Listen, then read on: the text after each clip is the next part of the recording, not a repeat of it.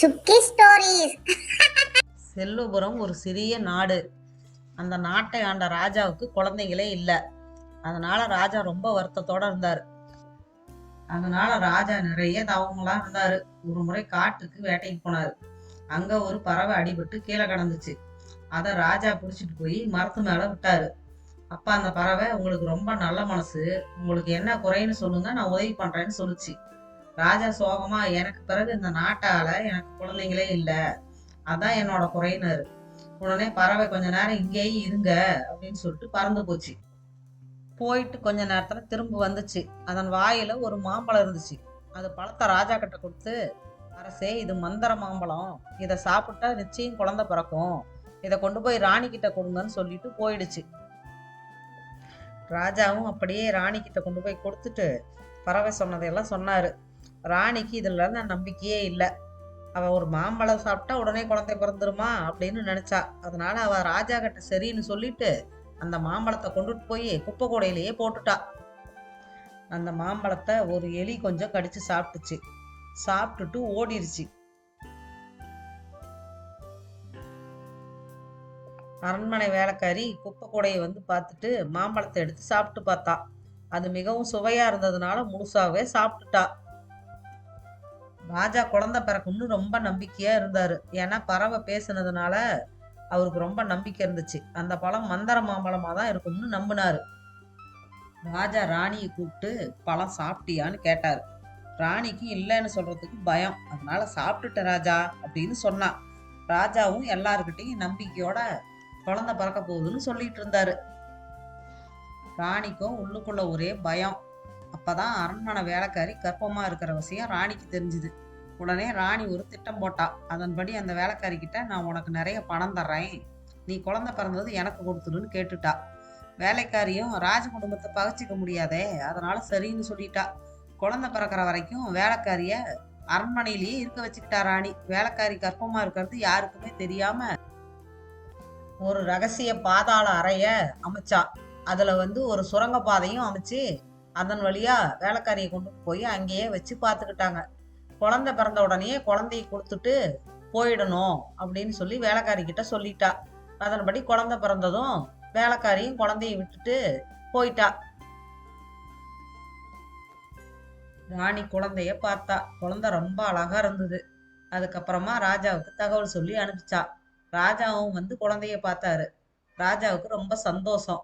அவரு நாட்டுக்கெல்லாம் அறிவிச்சாரு.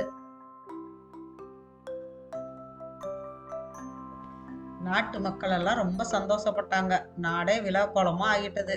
ராஜா எல்லாருக்கும் தான தர்மம் பண்ணாரு. அன்று இரவு ராஜாவும் ராணி குழந்தையை பார்க்க வந்தாங்க. ராஜா வந்ததும் ராணி போய் குழந்தைய எடுக்க போனா. குழந்தைய பார்த்தோன்னே பயந்து போய் வீல்னு கத்துனா.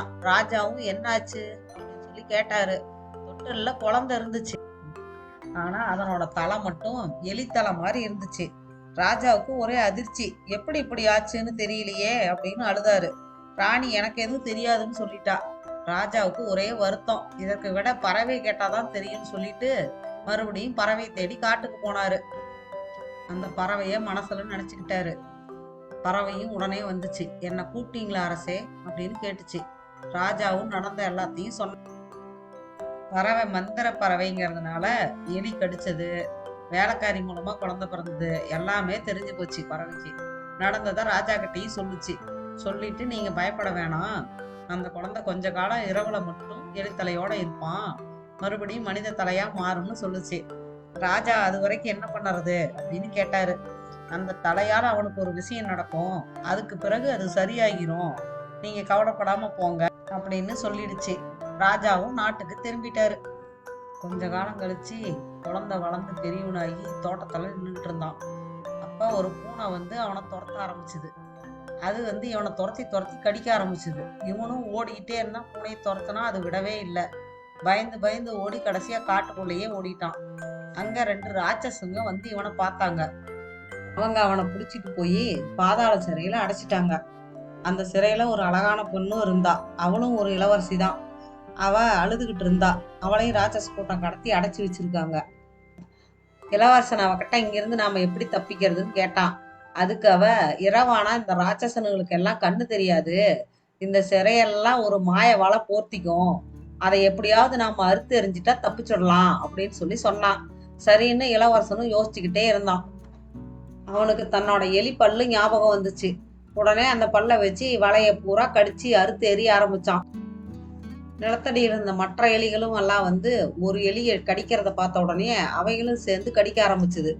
சீக்கிரமாவே வலைய பூரா எல்லா எலிகளும் சேர்ந்து கடிச்சு எரிஞ்சிருச்சு. அதுக்கப்புறம் இளவரசியை கூட்டிக்கிட்டு இளவரசன் வெளியில வந்துட்டான். அப்போ அந்த பறவை சொன்னபடியே இந்த விஷயம் நடந்து முடிஞ்சிட்டதுனால அவனோட தலையும் மனுஷ தலையா மாறிடுச்சு. அதுக்கப்புறம் அவன் இளவரசியை கூட்டிக்கிட்டு தன்னோட நாட்டுக்கு வந்தான். ராணி, ராஜா, இளவரசன், இளவரசியை கல்யாணம் பண்ணி வச்சு சந்தோஷப்பட்டாங்க. இதே மாதிரி மந்திர கதைகளை தொடர்ந்து பார்க்கணுன்னா சுக்கி ஸ்டோரிஸ் சேனலுக்கு சப்ஸ்கிரைப் பண்ணுங்கள், லைக் பண்ணுங்கள், ஷேர் பண்ணுங்கள் அண்ட் கமெண்ட் பண்ணுங்கள்.